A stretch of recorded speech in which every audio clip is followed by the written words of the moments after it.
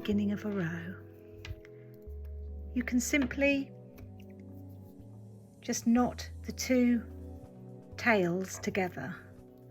So I'm going to work this first stitch in the new colour, lay the knitting down, and then just very carefully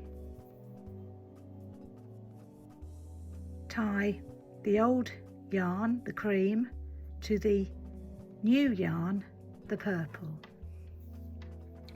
That way this edge stitch here is not going to slip off the needle because it's been secured, the stitch has been secured nice and firmly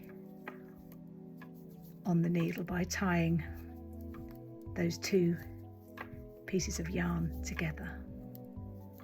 So I'm going to continue now across the row.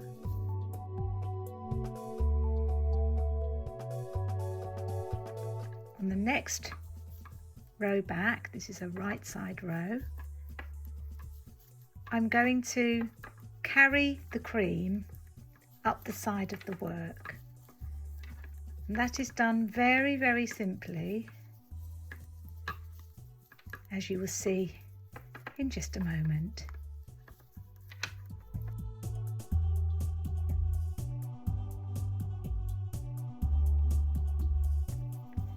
So what I do is on the very last stitch, I take the yarn that I'm carrying and I lay it over the top of the yarn that I'm knitting with. Can you see there? It's just laying over the top of it, not twisted round, just laying over it. Then as I knit that last stitch,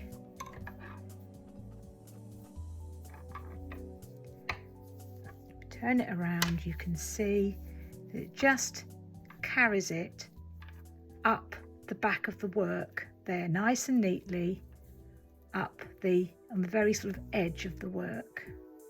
You don't then need to cross the yarns at the beginning of the next row. You leave the yarn that's not in use at the side of the work and you just carry on across the row. Now you do exactly the same at the end of a wrong side row.